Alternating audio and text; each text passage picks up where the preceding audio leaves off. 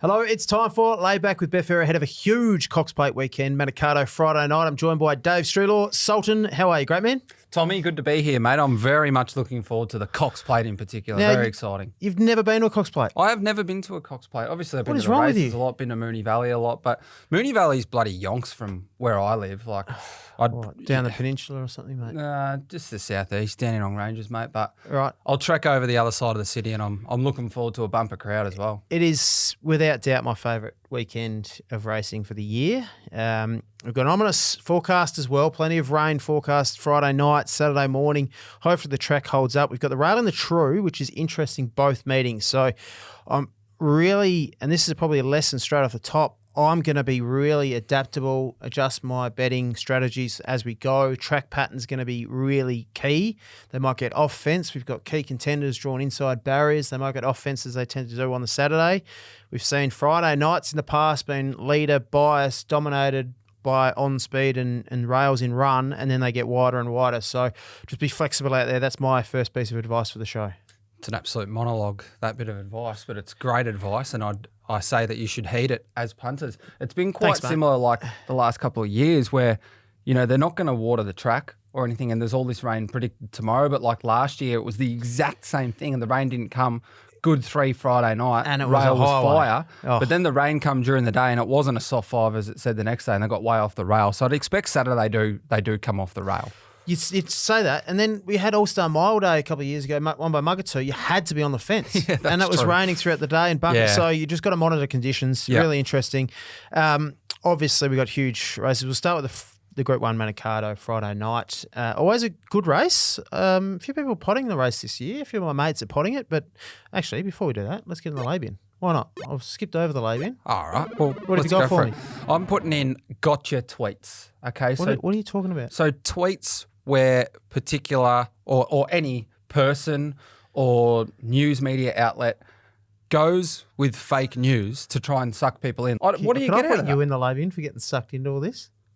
You get sucked into tweets. This is what I'm learning from last week with the trade radio, the stitch up. But then you go through the comments, you're like, oh, gotcha. It's like, well, last time I checked, it wasn't the 1st of April. Well, there you go. Cop that. Yeah. Oh, well. Everyone's got their own different sense of humour. Obviously, mine's not down that path. You just don't have one. Cheap as chips. Do you have a sense of humour? It's pretty bloody good, mate. I'd say so myself. I'm going to put in the lay bin the full support of the board. Yeah, this is the Security Football Club, Brett Ratton. As soon as that gets wheeled out, you know you're gone. To be fair, you probably did have the full support of the board when you signed a 2-year extension. You think so, but then what happens in 2 months? Well, they got someone else into the review and off they trot. The Grim Reaper came in and said, chop, chop. Nah. Oh, they've been a successful club, though, St Kilda, so I'd be happy to back them in. That was a funny from you. All right, time to get into the Group 1 Manikato Stakes. Friday night, 1,200 metres, Group 1, good field. Speed looks interesting. We've got 4 emergencies here, and they play a key part in the speed. So it's going to be, what are you smiling at? Just nothing. I'm just happy to be here. A sense of humour. Just happy to be here. The astrologist can roll forward. We've got a few others up on speed. Calling Gatta, Rothweil will be handy. Best of Bordeaux is an interesting runner from 14 in the boat if he gets a start. Then you've got the likes of Zaaki XL who can roll forward. He's an emergency. Sweet Ride's an emergency as well. So a lot of speed in the emergencies. Late lay-bin, the fact that Shaquiro got a run before Zaaki XL because Shaquiro's got more prize money, but his prize money is only big because he won a restricted race on the Magic Millions. That's a great little nuance. That is so stiff. So Zaaki XL doesn't even have the opportunity. I know Group he's a different age or whatever. Yeah, but he doesn't have the opportunity to run in that. He's not an English horse. He's not a Magic Millions horse. That is a good lay-bin. Yep. Stiff as a board. That's a great lay-bin. Yeah. Really interesting race, and it's always a messy race. A lot of people can't find the winner of this race ever. Yeah. We've seen some bad beats. Bivouac up on the fence a couple of years ago. Nightmares. Colin Gatta meets all her rivals 1 kilo worse from that Moya Stakes win. It was a good win. It was aided by a leader bias. We've had the McEwen and the Moya dominated by those up on speed. She can't win, can she? I don't know if she can. She'd be my lay of the race based on last start. So Bella Nipotina and Palele were clearly the runs of that Moya, run of the race in that Moya. Palele's since run and since won very well. Up to 1,200 metres, he's clearly on top for me. Bella Nipotina would have been a slight little query at the strong 1,200 metres, but she's just drawn to get an absolute perfect run. I thought she might be a slight query, but then I go back to last year's Manikato, and she was huge behind Jonker. So And she's gone better this year, if anything. Yeah, and that was a great effort as well, going to 1,200 metres in last year's Manikato. So she's the one I'd side with, but there's a fair bit of no thanks, not for me about this race. There's no way I'll have a bet, but she's the one I can side with coming out of that Moir. I thought she closed quite well. And Craig Williams, if he can manage to settle her one off, cooling at her inside, if she can jump well and settle one off, she might get her chance. And she'll probably be in front of Pulele in the run. She ran the fastest 8.64 of that Moir. And fantastic considering she was wide. She just peaked a little bit late, but entitled to. Her run was enormous. Pulele obviously ran the fastest last 200 metres of that race, then came out and won at Caulfield last start, took that tight gap. I've got Pulele on top, but I think Bellinipatina is a clear danger, so the market's probably right for me. Yeah. I think we're on the same page there. All right, let's head to Saturday. The rail stays in True. It'll be a rain-affected track. What are you doing the form on at the moment, it's obviously a trick at the moment? Yeah, it's a tough one because 6, we've 7? absolutely got no idea, but I think smack bang in that range is fair enough. Yeah. Yep.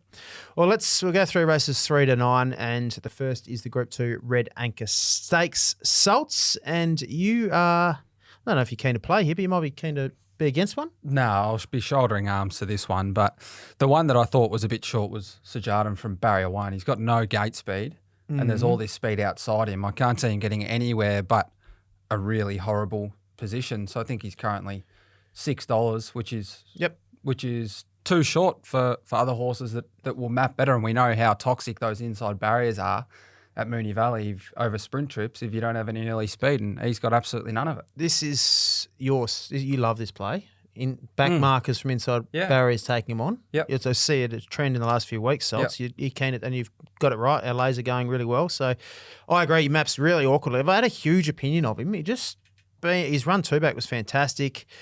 Back marker barrier 1, got to be queries, gets car on, blinkers off, 2 possible positives. Sweet Ride had favours last start on that track bias day, was good. Now draws barrier 10 at Moonee Valley. I could be against her potentially as well.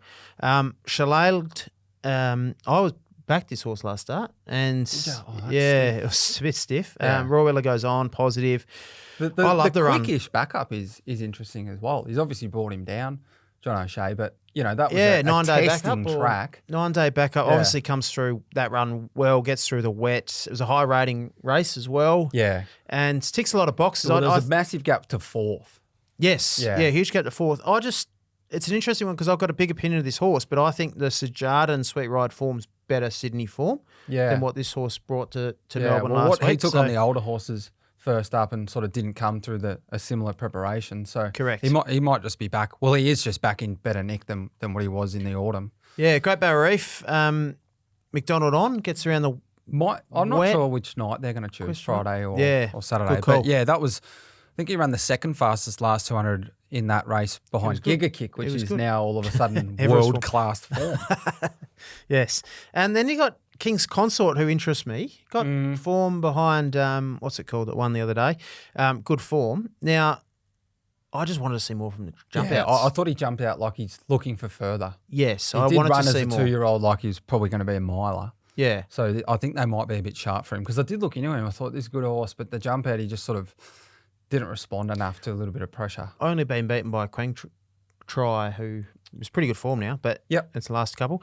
All right, so I don't know who I want to be with there. Shillelagh might be on top, but we'll see. Let's head to race 4, the listed Crockett Stakes, 1,200 metres.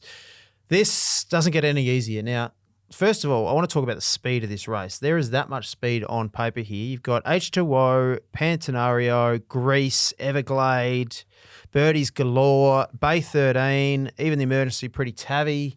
Yeah. Lady Laguna rolls forward from barrier 14. You've got number 17 running by. Got speed as well.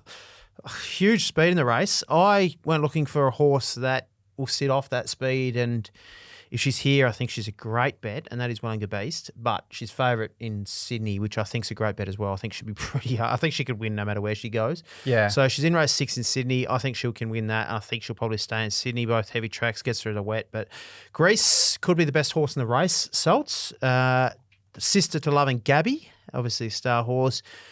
Track's just got to be key. I'm worried if we're on a heavy track for Greece. If we're on a soft 6, if we're on a soft 6, she could win. She's the track watch. But if it gets worse than a 6, then they might even just scratch her.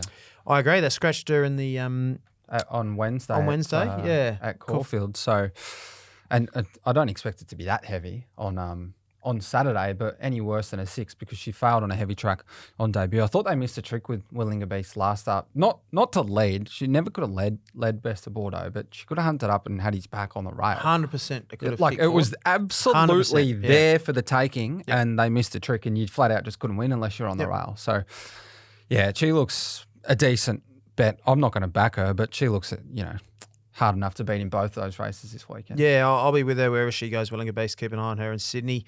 Everglade's an interesting one. Had to work to cross on debut. Race rated okay, but just had that huge advantage on speed. Yeah, that night wasn't as I bad. think everyone went a little bit early because later in the night they started swoop the loop and down the outside and down the middle. So it wasn't as favourable. I thought that was good sustained speed. It was about 6 lengths slower than the other race that night, won by I Am War, but he's an older horse that was very fit. Another one over Shady, jumped out of the ground at Sale last start, was well backed, ears pricked, needs to go to another level again, but big price for Damien Lane and got that similar map where she can sort of just tuck in behind the speed. But another race I'm keen to let go. Yeah, it's a bit like that. Monitor conditions. If Grace is here and the track's a 6, I'll be with her, and I think Willinga Beast will be running in Sydney. Let's get to race 5, the Phillies Classic Group 2 over the mile. I'm going to let this race go through to the keeper now. I think you're going to tip one who maps really well here, Salts. Yeah, I'm going to be with the 2 Do It La. I'm not sure if Luke Nolan will lead, but I would like her to because there's no speed on paper.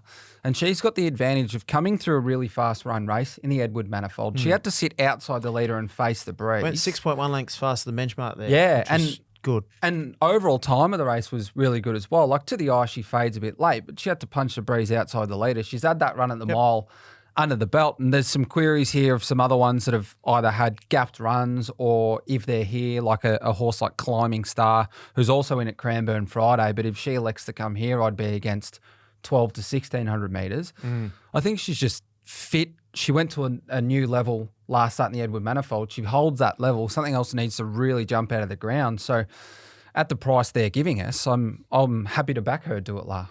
I thought I agree with you. I think Do It La is probably the deserved favourite in this race. I've got her marked on top. She doesn't have to lead. She can settle second behind leader or something. She maps perfectly. She's got speed favours and tactical versatility there. I thought Hell Hath No Fury was a bit short. Danny O'Brien, just because maybe James McDonald factored bunch finish last start. It was a high rating race, but just it was a bunch finish, and she was the one that got the run and every chance. Yeah, there was a few others that were a little bit stiff in behind. Bit of a query at the mile. Yeah, so I'm probably against her a little bit at the price. Let's push on to race 6, the Crystal Mile. I'll let you go first here, mate. I'm with Gentleman Roy. I think he's ready to peak. I know they would have had him ripe for the Toorak, but he started his prep at Caulfield over that 1,400 metre open handicap behind I Wish I Win. Just not looking great in the yard. He was fat and he was woolly. He then jumped out, went to Sandown second up, walked and sprinted, had favours and won. So that the fact that he sort of didn't come through a hard lead up into the Toorak meant that when he led in the Toorak and went so fast, he probably wasn't cherry ripe for it. He was one like solid hit out short, I think. And now he's had that and he can go to the front again in a race where there is pressure, but I expect he goes to the front again with John McNeil sticking. And with that fast run race in the Toorak under his belt, I think he'll be more entitled to stick on. And if that's the case, at the price, I can back him. Yep. It's a race where 6 of these come through the Toorak and 4 through the Rupert Clark. I'm happy to look elsewhere.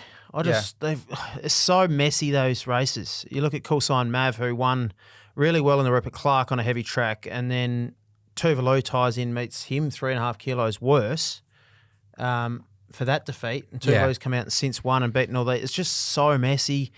I thought, like Banker's Choice, I went looking for Banker's Choice, was unlucky, held up on the inside, wrong part of the track, still finished off okay. He was okay over the 1,400 metres in that Rupert Clark. Went wide.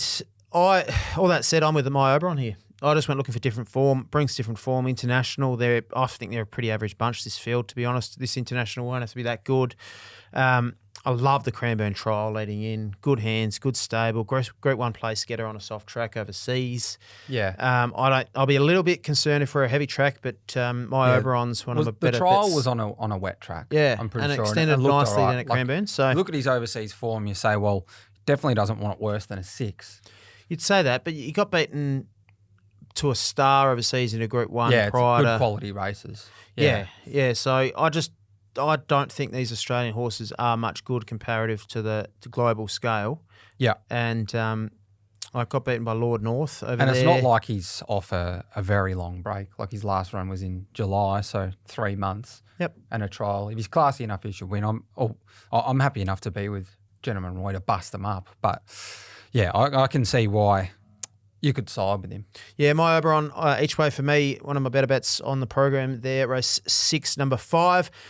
We head to the Drummond Golf Vase 2040 for the 3-year-olds over the Cox Plate distance. Now, interesting map here, Salts, for race 7. No speed at all on paper. It's amazing. A lot of these 3-year-olds step up to this trip. Oh, messy race. Not at all. So a horse like Dashing might be one that you throw in your first fours or trifectas because that looks to just go forward and just get complete control. But Berkeley Square, he missed the start a little bit in the Guineas. He ended up probably 2 pairs back further than what he'd hoped. And I thought he was strong enough through the line. I don't want to go near the race whatsoever, but I think the market's got it spot on. He's the one that's deserving favouritism. Virtuous Circle, J-Max had a sit on him before and he missed the start. So if you want to factor in the fact that J-Max going on, you might think he could settle a little closer. Well, the horse just flat out has no early speed. So he's one I'd be happy to be against just because he gets back and he's got no other options. They can sometimes win races back, Marcus, but they need every single thing to go right. And on paper, there's not enough tempo for him to finish off. So I'd be happy to be against him if he got short enough. Yep. But yeah, not a race I'm keen to bet in. Yeah, tricky race. I think Berkeley Square's probably deserved favourite. Caulfield Guineas run was fantastic. Pericles interests me amazingly. Yeah, It's good against the pattern. Great. I couldn't do anything more against that pattern. Hard to make ground that day, last start on the heavy 10 in Sydney. 14 up to 2040. Wouldn't be here if Cummings didn't think he could do it. Obviously, stable's going really well. Really interests me. Berardino might be the value. At $15 or so. Good last start. Race rated really well. We've seen Gran Piero come through that race, ran 5th, run Wednesday. Well, he's one that's at least had a grounding, fast lead-up race over like 1,800 as opposed to jumping in trip. Yeah, yeah. So might be the value there, but still a maiden. All right, now the wash-up or the back to school. Now we're doing something a little bit different here in this segment, Salts, where through or in Gambling Harm Awareness Week, and we gave a few tips last week off air. We talked about it. Have you got any tips for Gambling Harm Awareness Week? How to gamble responsibly? Yeah, I do. Throw something at you without notice? Yeah, well, for example, the group chat. Okay, it's the group chat. This has got nothing to do with gambling awareness, but the group chat's sacrosanct. So if you ever say what's going on in the group chat outside of it, you're a bit of a dog. But the group chat is an interesting one because people throw in tips, right? And then people just follow them. Oh, I got mail for race 6, number 7. No one says where the mail comes from, who it's from or anything. And then the Salts. You might follow it blindly and say, it's only $40. But then it happens 5 times during the week. None of them get up and you're down $200. So my advice is I don't like backing something until I've looked at it myself or I at least know the source and have some reasoning behind why I'm going to put my money there. Yeah. You don't go and have $40 and go to General Pants and close your eyes and point at a T-shirt and pick it out and don't know if it's going to fit you and what the result's going to be. Yeah. So you shouldn't do that with your betting. You shouldn't just place your money somewhere blindly. You should have some sort of knowledge around why the bet's going to occur and what the not what the outcome could be, because we never know. But yeah, well, that's the general Just gist do of your it. due diligence. Yeah. Like, I don't bet on a race until I've had a look at it. Yep. No, that's sage advice. I think at this time of year, everyone's going to the tracks at the moment. Everyone's around mates. We're watching wall-to-wall races. We see provincials. Every 2 minutes, there's another race somewhere. I think you've just got to be disciplined. I think that's the key, Salts. You've just got to do your form, stay disciplined, bet where you know, what you know. There's no such thing as the last race either. There's always another day. There's always another race. Don't go harder in the last race because it's the last race on the day. You'll be doing it all again next week or next Saturday when you go back to the races. So stay disciplined, bet where you know, do the form, and that's probably my biggest advice to gamble responsibly, mates. Anything else? No, agree wholeheartedly. There you go. And we talked about all things like tracking results, and that's how it's a good strategy to stay disciplined and stuff like that as well. Yep. So discipline's key for me, and that's a good example. Bet where you know and do the form and stay, maybe plan your day before you go to the track, plan your bets and see it go that way. All right, mate. A couple of races to go at Moonee Valley. Race 8 is the Group 2 Moonee Valley Gold Cup, 2,500 metres. Really interesting race. I'm pretty bullish about one here, and you're against it amazingly, but let's go. Talk to me. Yeah, well, I'll say who I'm against, and then you can counter that. So okay. I'm against Francesco Guardi. I know you're not. I am. Look, I know he came onto heels in the Bart Cummings and then flashed home, but there were a few, like Luna Flair was getting tired. She had a really good run in that race, was sort of getting tired towards the end. There's a lot of flashing light factor. Yeah, I'm not sold on the Bart Cummings, but there's a lot of flashing light factor about him. He's another one, barrier 2, who'll get back on the rail as well. So he doesn't map all that great. I know McDonald's on, he might be a pair closer, but he's still probably going to end up on the rail. And there was just too much flashing light factor about him out of that race to suggest, well, one, his starting price in that race, he sort of jumped out of the ground that day. So the likelihood is that he'll regress a little bit rather than elevate. And if he doesn't elevate, he won't win the race. So there's a little bit of that factor. And yeah, I just thought he was too short. I disagree. I think he almost fell at the 1,200 metres or 1,000 metres, wherever it was. He was actually much closer in run than you go back and watch the last 600. He was last, but he was actually just worse than midfield from that inside barrier then. Almost stumbled, almost fell. He still managed to run, you say horses were getting tired, Salts. He still managed to run the 12th fastest 200 metres of the day, over 2,500. That's an amazing effort, really. Extended nicely. Moonee Valley, barrier 2 are the concerns, but McDonald on can settle closer. I love this setup with Waller runners, inside barriers, good jockeys. They settle closer than you expect. Look for a tactical change. I don't know how often that happens in Victorian racing. You'll see it in Sydney, but I love that run last start. There's not much else. I thought, like, Grand Promenade was unlucky last time on a wall of horses, picked up late, third fastest final 200 metres, can improve. Desert Icon had the perfect run, ran third. Barrier 1's a query for Desert Icon, strong 2,500 metres as well. Person plugged away. I thought he might be under the odds on what he did late, but he might be better with cover. Yeah. Yeah, well, you say Person plugged away because of what he did late. Well, he was used up early and he had to sit outside the leader with 59 kilos. I'm not sold on the Bart Cummings. I couldn't take on the stable. I'm not sold on the Bart Cummings and I'm not sold on the Herbert Power, but at fair income, everything comes through it. So you've got to back one of them. But I was keen on Person last start, but that just tops him up today. I think he'll be better with a bit of cover. He obviously likes Moonee Valley. Not only that, he gets 4 kilos off his back now and he's tracking towards somewhere near his best, and his best is the best. So I'm happy to back him. I'm actually quite keen on him. I'm happy to nibble on Nerve, not Verve. Oh, nibble? Yeah, she was... Little Davey Double here. Yeah, she was not as bad as it was made out to be in the Pinker. I think it got hyped up a bit that she was poor just because of her starting price, but she gave everything in the race 5.5 kilos. And I thought, not that Jamie was outridden, it was just really good competitive riding by those underneath early. Horses that you didn't think were going to kick up. Daniel Moore on the Stokes runner kicked up. She was just forced to work around that first bend into the breeze and then had to sit outside the leader with the 60.5 kilos and rightfully faded. But she's a horse that we've seen have poor runs and then bounce back. Yep. So with Tim Clark on, I'd expect her to roll forward, potentially try and lead. And we've seen her stay in Sydney on heavy tracks, 2,600 metre winner. Should have won the Warrnambool Cup, 23.50. I know that was a weaker race than this. But, yeah, she's a decent price. Happy to nibble her as well. Persan and Nerve Not Verve. And Dave and I are going head-to-head against each other. I'm with Francesco Guardi here. All right, mate. Time for the big one. Race 9 in the program. Cox Plate, 2040. What a race this is. It's my favourite race of the year. It's Weight for Age. The star horse has been won by some absolute freaks.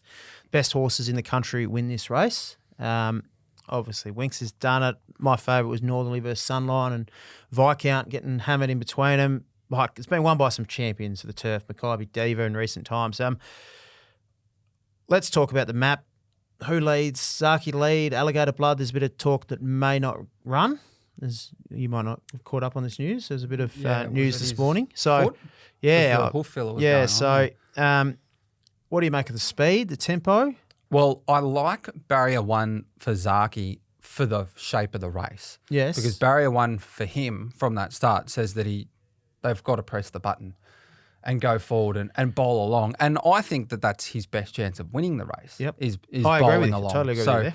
I like that barrier for the race. Yes. As well. But it's all about Anamoe for me. You said it's been won by some champions. Well, I think it'll be won by another champion. He is a champion. Year. No doubt. Already is a champion. Yep. And I think he'll really cement himself as a champion this year. He's the first horse to win Group 1s as 2, 3 and 4 since Showa Heart 20-odd years ago. He's a star. And he's back for redemption. I'm in the camp that he should be going for his second Cox Plate. No, I'm not. But Got on your state of rest. Let's digress. But let's look at his pattern over last spring and the autumn. His 2 clear peak runs of both of those preparations were 4th up. So in the spring last year, it was 4th up in the Cox Plate. Yes. Massive new peak. Yep. And in this autumn, it was winning the Rosehill Guineas over 2,000 metres. 4th up. Yep. Jumped out of the ground. Well, where is he this week? Yeah. He's 4th up. This has been the grand final from day one. He's improved his rating in all 3 runs this preparation. He looked gone around the bend at Caulfield and won like a champion. Barrier 4, it's got options. Any ground doesn't matter. I think anything north of $2 is a great bet. Do you reckon? Yeah. You reckon he's even money in a Cox Plate? I reckon he'll probably start that. I think that they will back him, and I'm part of them. #they. I think we'll back him and we'll know. You've put yourself into the they category. It's truth. Mate, superstar, and it's a superstar's race, and I think he's the only horse in the race that is a superstar, so keen. Yeah, I'm fascinated by what the market does here. We've got El Bodegon for Waller, been firm throughout the week. Yeah. Little ugly thing, not a very... He's a bit of a whippet. little whippet. Yeah, he's not a great-looking horse. I thought he worked okay on Tuesday morning. It was a beautiful morning down there. You should have come down if you weren't there, Sox. No, what about that? I saw Breakfast with the Stars. Apparently, doing form for benchmark 58s at Cranbourne for TV doesn't make you a star. Nah, bad luck, mate. You weren't there. I agree with you. I've got Anamoe clearly on top. I think Zaaki's... You make a really good point about barrier 1, Zaaki, but really concerned if the track chops out, where does he end up? Because he lugs in, he needs the fence to guide him. They keep talking about this. He's a better horse when he finds the fence and can roll along. But if the fence is off, he might be leading out 4 or 5 deep on the track out wide and get a bit lost. It's a really interesting setup. So this is why I said off the top, you've got to watch the track. If the fence is fine and it is the place to be, Zaaki comes right into it. I'm really fascinated by the market. I think Anamoe he'll get better than 240. Yep. I think he will drift a little bit. I think he'll get better on Betfair. Gold Trip's a fascinating horse. The wetter, the better for him. I think coming back in Trip might go to Melbourne Cup on the back of this as well. I think he's got a bit of X factor. I went looking for different form because they all tie into each other through that last start, Might and Power. But I keep coming back to Anamoe. I've got him on top. He's for me. El Bodegon, I love internationals. I think they're better than us over these trips. I'll be wary. He's not quite bringing... I know he's a good horse. He's not quite as classy as the other internationals. Liz Grasher, State of Rest, multiple Group 1 winners overseas. He's not quite at their level, I don't think. But they do come here and pull our pants down quite a lot. They do. Which they do. Sucks. Not if you're on them. Yeah, true. God bless your state of rest. All right, mate. I think that's all. Let's get stuck into our best bets and best lays. You are very bullish, Anamoe. You making him your best? Yeah, he's my best bet of the weekend. Anamoe, Cox Plate. What's that? Race 9, number 10. Anamoe, what's your best? I really like the international. I'm just getting it up here. My Oberon each way. I think he's the class horse in the race. I think he'll be charging late. I think he's better than them. I think they're an average bunch and very even bunch. And each way all day, my Oberon. For me, race 6, number 5, my Oberon at Moonee Valley. I like Francesco Guardi, but I couldn't make him my best. And your best lays, mate? Yeah, my best lay is Friday night, Moonee Valley, race 1, number 1, Silent Sovereign. She's one that's been found by the market based on that she's in quite well at set weights and penalties. She still gives the field 3-odd kilos, but relative to her rating, she's in well. But then another horse that's in real well is a horse by the name of Tokarangi. Silent Sovereign beat Tokarangi over the mile at Morphettville last preparation, but off that race and the 2-length defeat, Tokarangi actually gets a 6.5 kilo weight swing. And the thing about Silent Sovereign is, I know she comes through a better race, but she's second up. She had one jump out, which was very quiet on the synthetic. Yep. To 1,400 metres with the blinkers on. The blinkers come off now and she goes straight to 2,000 metres. I don't think she's that much better than all of them that she can just wallop them or beat them with a poor setup with others that are a fitter. I think she's far too short. $2.90, I think, is something you can get about her, and I don't think she'll win. What can win? It's one of those. It's a great case for lay betting because I look across the field and I'm like, well, man, I don't know what to back to just actually beat her, but I just think that she'll lose. I like it. Yeah. Press the pink button on betfair.com.au. Our lays are flying. It has to be said. I think we haven't had a winner for two seasons, I reckon. No. We're going very well. So I want to be against Tuvalo. I'm very wary to make this the lay of the day. I like this. Very nervous. I like this. There even talk that it might not run, so you might get me on technicality again. I think Lindsay's saying that it might not need another run before next start, the grand final in the Flemington. So, yeah. But I just think that form's really messy, and I'm keen to be on my Oberon. Of course, on Mav beat it last 2 back and bunch finish and different weights, and it's just messy for me. Probably too short, too low. Yeah. All right, mate. Thanks for joining me. Yes, thank you. Been a pleasure. Huge weekend. This might be your last show for a week or two. Might be possibly ever. Who knows? We'll just turn up. Who knows? We just got to pay you more. Can't get out of bed without being invoiced for it. So, as you say, thanks for joining me, mate. Been an absolute pleasure. We'll be back to do it all again next week on Layback with Betfair. Gamble responsibly. Call 1-800-858-858.